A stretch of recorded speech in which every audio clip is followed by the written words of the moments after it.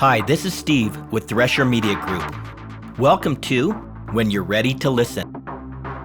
This podcast is dedicated to exploring the truth about God, things you may not have understood, may not have been taught, or quite frankly, had a very hard time believing.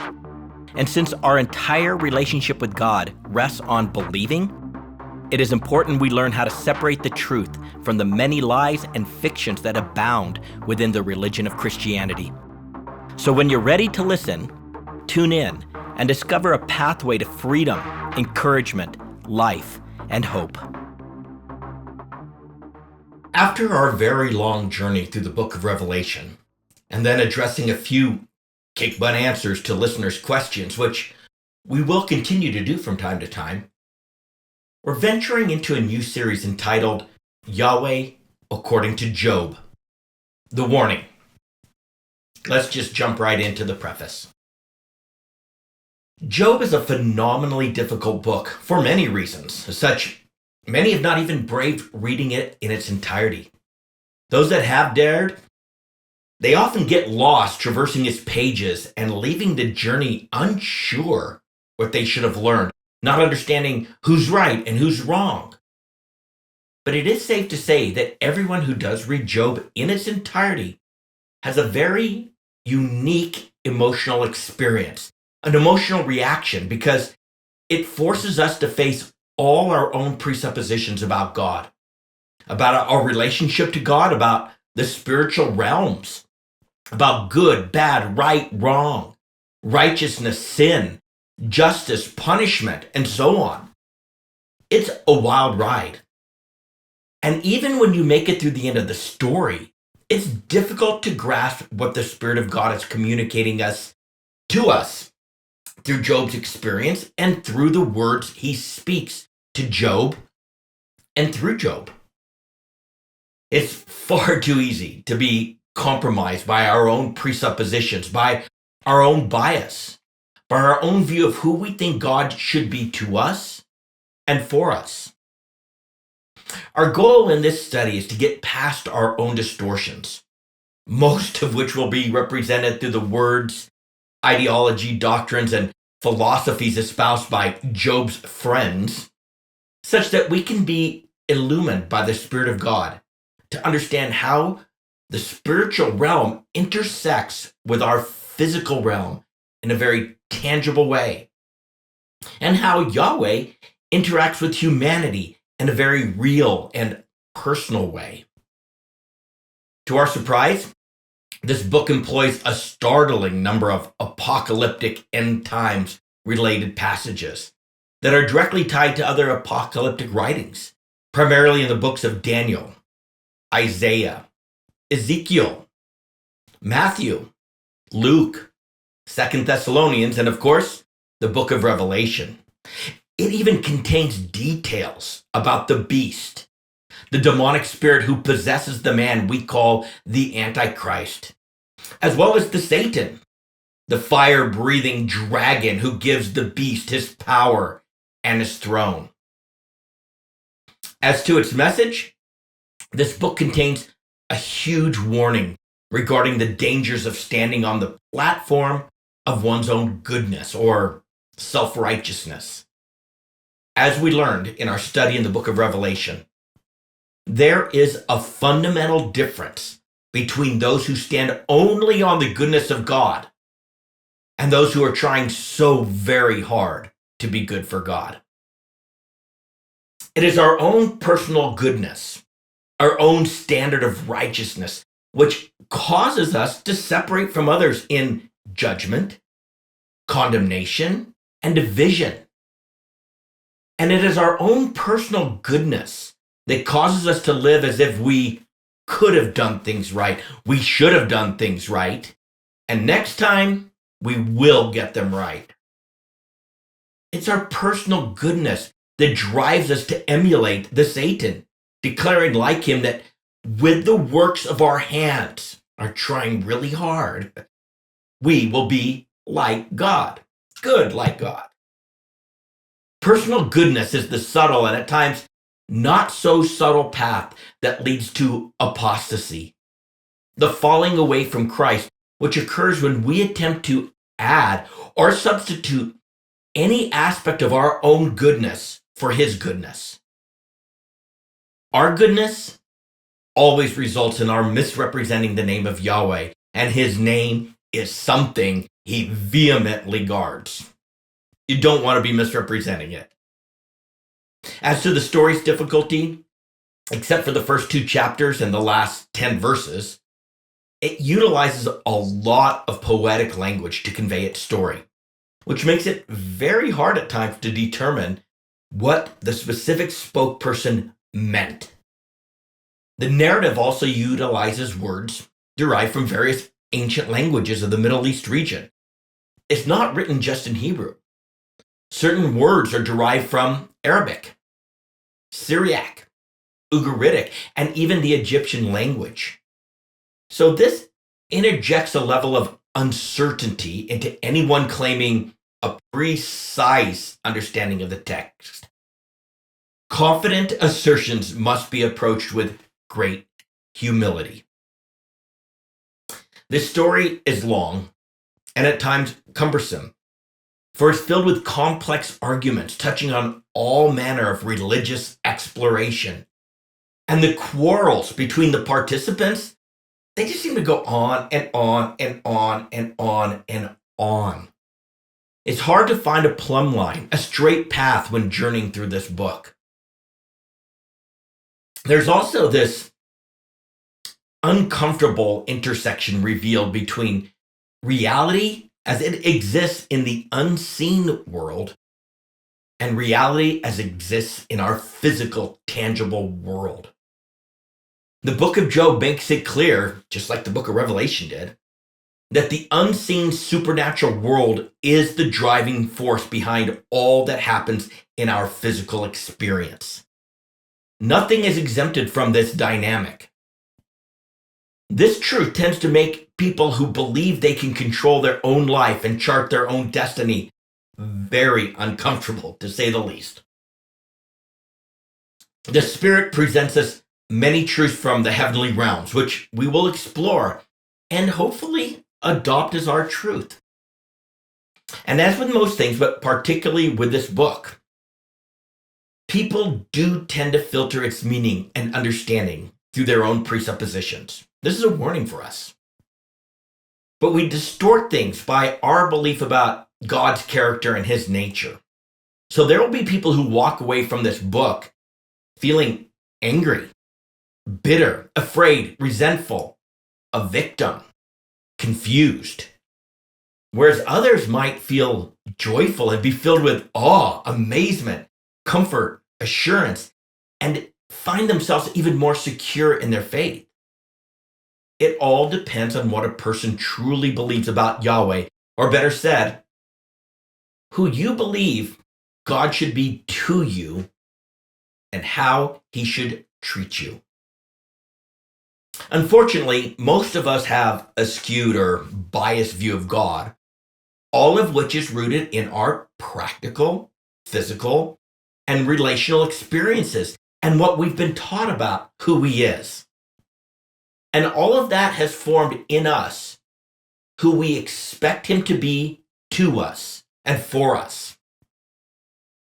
It would also not be a stretch to say that most of us tend to project onto God, in one way, shape, or form, the voice, the attitudes, and the reactions of those whom we have trusted. Like our dad, maybe, a relative, a coach, a teacher, someone else who has played a very significant role in our lives, but has hurt us, disappointed us, failed us, betrayed us, or dealt with us unfairly. It's quite a common human phenomenon to project onto God when the events of our lives are not as we would have hoped or expected, or when someone makes us feel as we once did, when someone we loved and trusted did not treat us as we would have hoped or as we would have rightly expected. As we go through this study, you are encouraged to pray and ask Yahweh to cause you to be willing to let him strip away from you any and all presuppositions about him that are just not right. Ask him to unplug your ears so you can hear what the Spirit is communicating. Ask him to silence the voices of the me, as well as the voices of the unseen forces that seem to always be whispering distortions into our ears. As he reveals himself in the book of Job, God so desperately desires us to understand him, to see him for who he is, and to accept him for who he is. Just like we all want others to see us, understand us, and accept us for who we are. Personally, the book of Job fundamentally and forever changed my view of God's character and nature. But it took me through the paths of anger, bitterness, fear, resentment, confusion, and the victim mentality before I settled on joy, awe, amazement, comfort, and assurance being strengthened in my faith. And if you decide to hang with me all the way through the study, it should be a wild ride, and your life will likely never be the same. For your view of God will never be the same. Introduction. The book of Job details a challenge made by God in the heavenly realms. A challenge which resulted in the Satan being given the right to torment, wreak havoc, and practically destroy Job's life.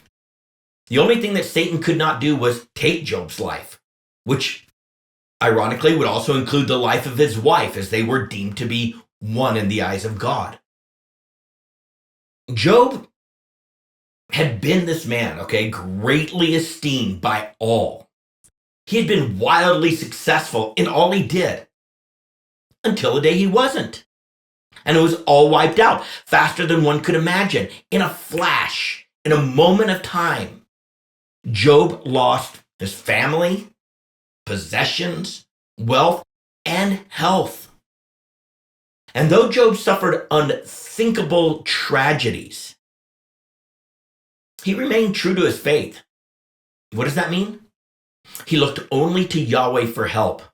He looked only to Yahweh for answers. And given the nature of the story, it should not surprise us to learn that Job's name actually derives from a Hebrew word for hatred and can be translated as one who is hated, or more generically, one who is persecuted. Job is a bummer of a name. What were his parents thinking? But we are going to learn about a man who had very strong views about Yahweh. A man whose opinions, thoughts, beliefs, and convictions were formed before he went through the dark time of tragedy in his life. In that regard, Job has a lot to teach us about God, about man, as well as about the heavenly realms, how they function, how they impact our humanity. We're going to stare at his words, his declarations, his understandings, his rantings and his ravings, and his emotional and verbal, this hand-to-hand fight that he had with both God and man.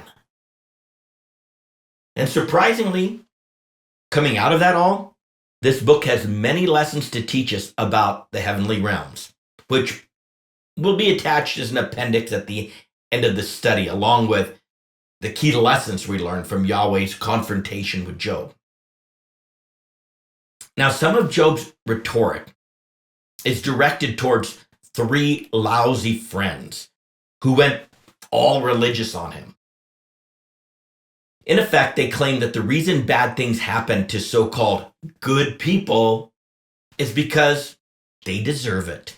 They have sin in their lives. Blatant, outright sin, unrepented sin, deep, dark, hidden sin.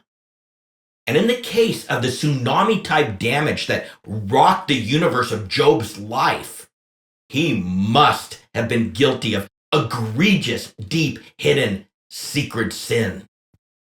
I mean, Job's friends poured all their energy into their fanciful arguments to convince this poor broken man who laid there with pus and maggots oozing out of his open sores that they were the learned experts on God.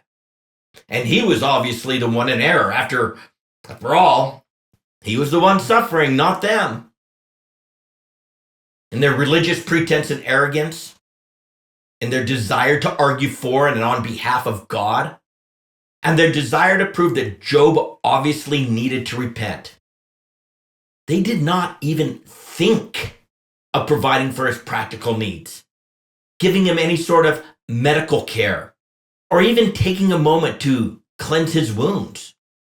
They were just determined to get Job to admit that he was the problem.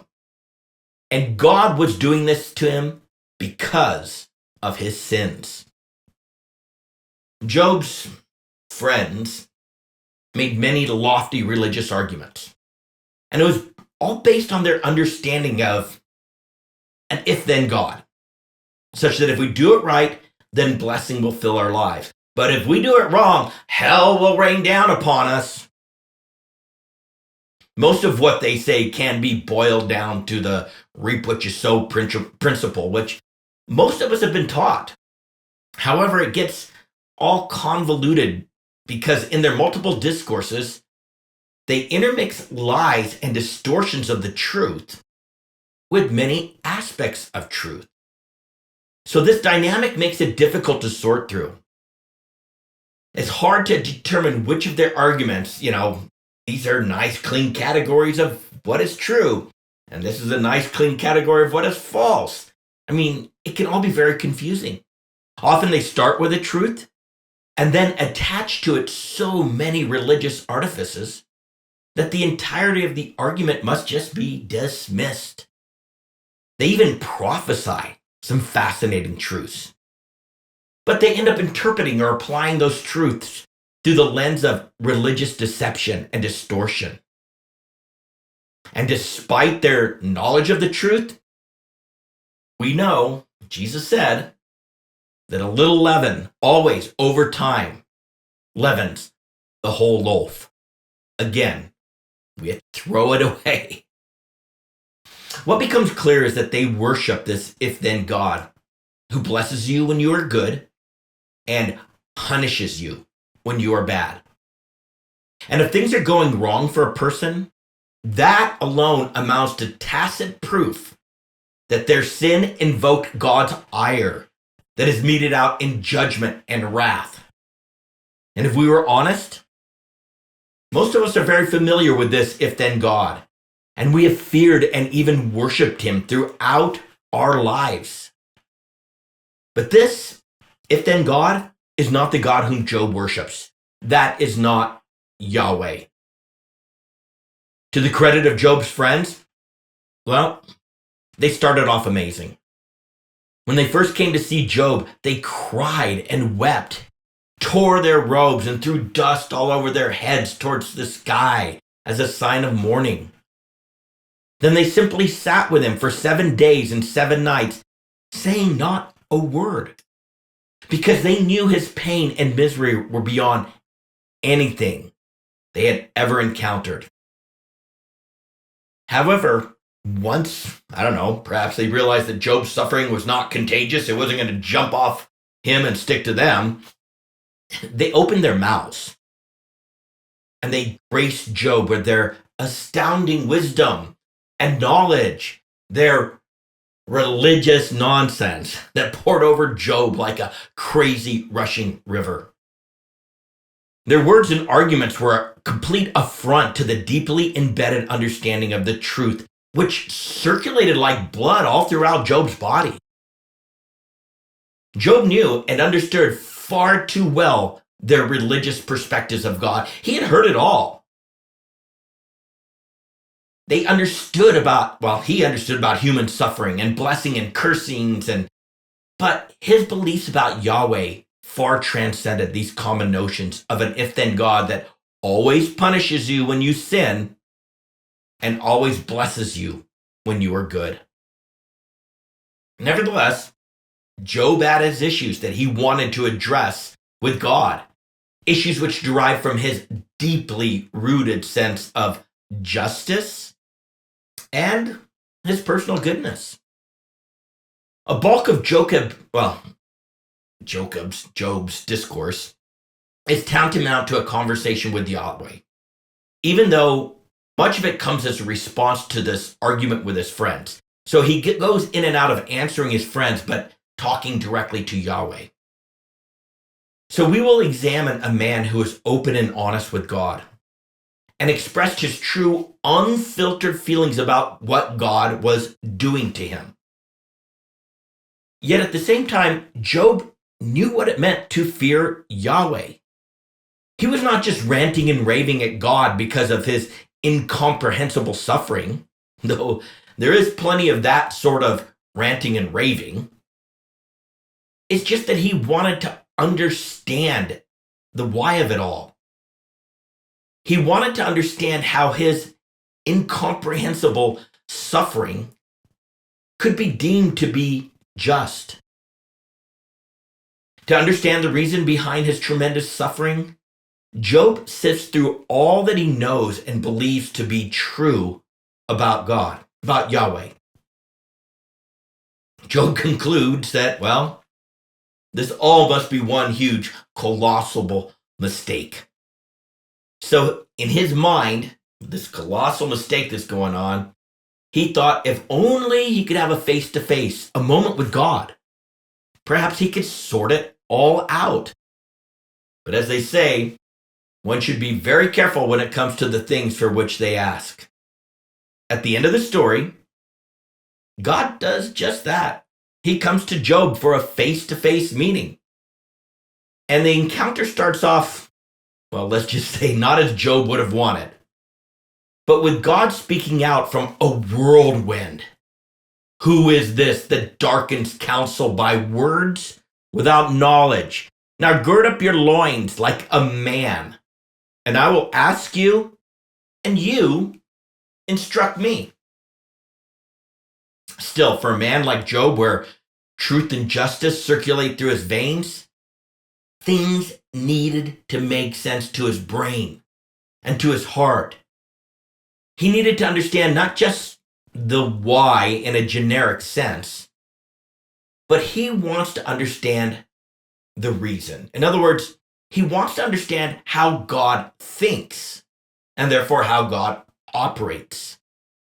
So much of this journey does not make sense to him.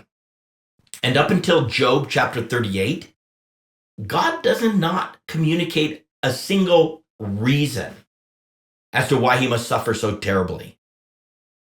Throughout the narrative, Job wrestles and agonizes with the truth, all the while giving vent to his loathsome experience. I mean, with every word breathed from his mouth, Job was trying to break this impassable gulf between the earthly realm and the heavenly realm. He wanted so desperately to march up into the throne room of God just to understand what in the world was going on and to have a chance to explain to God why this level of suffering was beyond overkill and just, frankly, unnecessary. After all, in one day, literally within the same hour, God poured out tragedy after tragedy upon Job's life. And he did not even prepare Job beforehand with some sort of prophetic word or dream. This whole thing just washed over him like a huge crashing wave. One wave after another after another. And despite his cries and his pleas, Yahweh did not speak to him or answer any of his questions. In fact, God did not directly engage Job until Job was exhausted from his fight, out of words. And he finally chose to quiet his spirit. Through the entire travail and through the bombastic and impious beatings of his three friends with their whips of religious nonsense, Job was a man who stood on truth, persisted in his belief, but did not realize This is a man who did not realize how much more there was to know and believe about the amazing God he worshiped. But he would find out firsthand what it means to come into the presence of the Almighty God.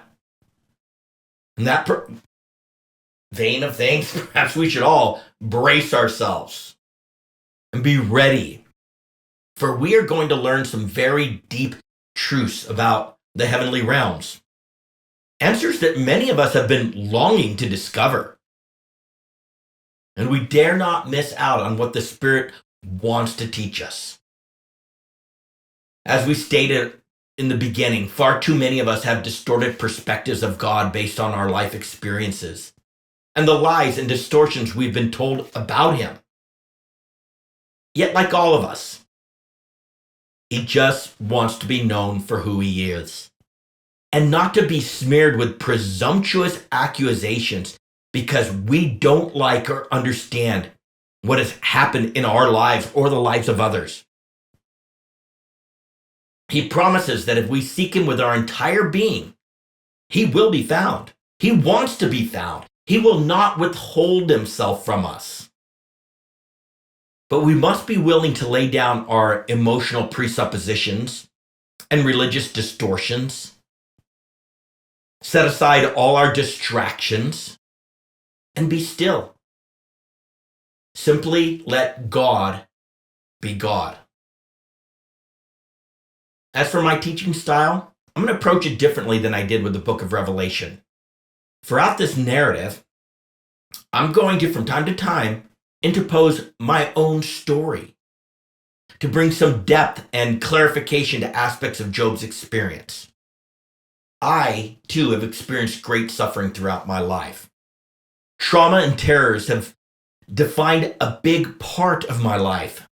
And from my very early years, it set me on a course, like Job, of seeking truth and justice. My pain motivated me to seek truth, to make sense out of what happened to me. And I sought justice to hold to account at some emotional and even practical level those by whom I was afflicted, both God and man. Growing up, I had been no stranger to suffering, so I thought. Then as an adult, God stepped in and took me through an unbelievable storm where he literally became my enemy and tore apart everything in my life. Although I need to say that, unlike Job, God mercifully spoke to me about what he had in mind before he tore me apart. So it was not a complete surprise. And I was always able to fall back on the understanding that this was all God and not some random series of tragedies. First, he told me his purpose. Second, he reinforced to me the truth that he died for my sin and therefore does not deal with me based upon my sin, which was something I needed to remember over and over again. Third, he warned me right before the destruction hit, so I would not be taken completely off guard. He was comparably gentle with me because Job did not receive any such warning or preparation. The purpose. He told me, I'm going to show you how much I love you. Yes, that's what he said. I'm going to show you how much I love you. Honestly, when he first communicated these words to me, I was so excited. And I thought, yeah, I'm in for the time of my life, blessing upon blessing. Oh, silly me. Little did I know, I found out quite emphatically that I am going to show you how much I love you did not mean what I thought it meant. The absolution. He took me to Psalm 103 and affirmed that, number one, he pardons all my iniquities. Number two, he does not deal with me according to my sins. And number three, as far as the east is from the west, so far has he removed my transgression from me.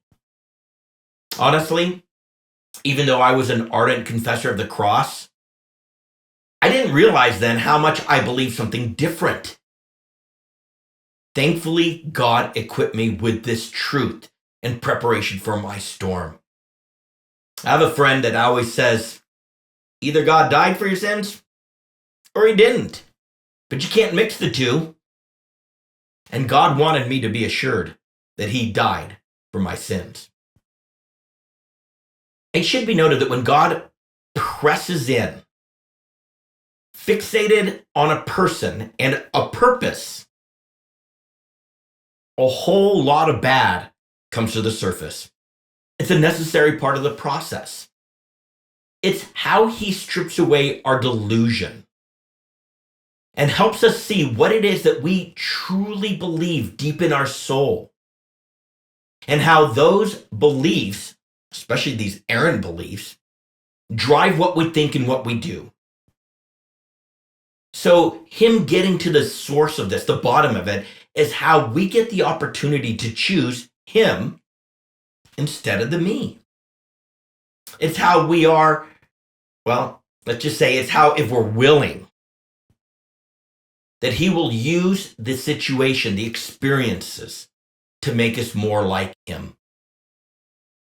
Sadly, most people tend to react negatively when they see bad, when they see sin. And rarely do they stop and thank God when they look at a person's life and see God tearing them apart and see this person, well, maybe not acting the most becoming. Rarely do they think, wow, God is doing an amazing work of release, giving a person the opportunity to find freedom in him. We've all been so sin beaten in our various religious schoolings that we fail to see that sin is necessary if there's ever going to be true freedom, where we learn to stand only on the goodness of God and stop foolishly trying to be good for God. The warning. Right before all hell broke loose, he took me to Psalm 107, verse 23 through 32. And he warned me about what he was soon going to do. He was going to throw my life into a hurricane-like storm, toss me to and fro, and beat me with wave after wave after wave until I was at my wit's end. He said my soul would melt away in misery. Now that's a good picture. I'm sure every one of us wants to hear that. And he said I would reel and stagger around like a drunken man.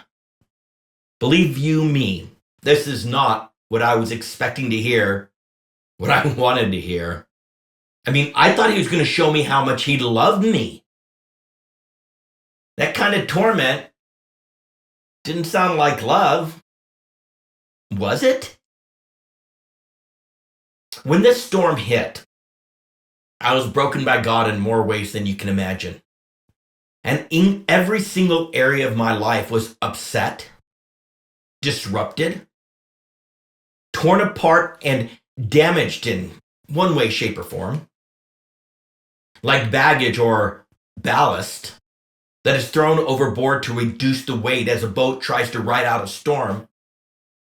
God ejected people, possessions, jobs, everything and anything that he felt was weighing me down, that would make it more difficult for me to get through this storm. And it took me a very long time to realize that this level of damage was fundamentally necessary. Yes, the storm was necessary to reveal to me the layers and layers of wrong belief and unbelief that I had in my relationship with God, all the religious constructs that filtered my view of him. It was also necessary to reveal to me how broken I was in every layer of my soul, and quite specifically, how I used religion as a coping mechanism to fuel my desire for truth and justice so that I could make sense of a God that I only kind of knew. For I never truly saw him for who he is, much less accepted him for who he is. All of this indicated how needy I was for him in all things, all the time. Yes, the storm and him ejecting everything from my life was necessary. It made me realize that I need him and only him to meet me and to minister his healing all throughout my being, physically, mentally, emotionally, and spiritually. It was all as Elihu says in Job chapter 36, verse 15. He delivers or saves the afflicted in their affliction and opens their ears in oppression. Or said in a more elegant way, but by means of their suffering, he rescues those who suffer, for he gets their attention through adversity. In fact, this is lesson of the heavenly realms, number 1. By means of suffering, Yahweh rescues those who suffer, for he gets their attention through adversity. For example, as recorded in 2 Chronicles chapter 12, verse 8, Yahweh decided to hand over the nation of Israel to Shishak, the ruler of Egypt. He said, but they will become his slaves, so that they may learn the difference between my service and the service of the kingdoms of the countries. It may sound like God was being mean and vindictive. That's the victim mentality. Perhaps, though, we should consider a different perspective. What if God was choosing mercy? What if God was providing a pathway through which he might save their lives and generations after them to preserve their future, both as a people and as a nation? He knew that if they continued in their course of blatant idolatry and all manner of religious pretense, his justice and his righteousness would have required him to judge and destroy his own people. So he let the nations judge them, so that they may learn it's a far better deal to be under Yahweh's rule and reign than it is to be under the king of Egypt. So let's take this first lesson and apply it to our lives. God will allow us to endure great suffering at the hands of the enemy to give us the opportunity to learn, if we choose, if we are willing, how living for the kingdom of God under Yahweh's rule is a far better decision than living for the me, or living subject to the kingdom of this world with all its artifice and religious pretense. Yahweh uses times of suffering to teach us who he is and who we truly are to him. Or said another way, he uses times of suffering to teach us why we should choose to trust in him and how to trust in him. It's an ironic inversion. But suffering has the amazing ability to draw us to him and to secure us in him. It also has the power to do the exact opposite. Again, it all depends on our willingness. But it seems that in difficult and dark times, God shatters our delusions of who he is, who we are, and all that we think our life should be. In those terrible times, he gives us the opportunity, if we choose to be willing, to have the Spirit open our ears to his words and instructions. So let's stop here. In our next podcast, we'll continue into the introduction to Yahweh according to Job, the warning. I'm glad you tuned in and have been ready to listen. To get a free download of the full written transcript with all the scripture references footnoted, please go to threshermediagroup.com. That is THRESHER mediagroup.com. This is Steve with Thresher Media Group. When you're ready to listen, tune in.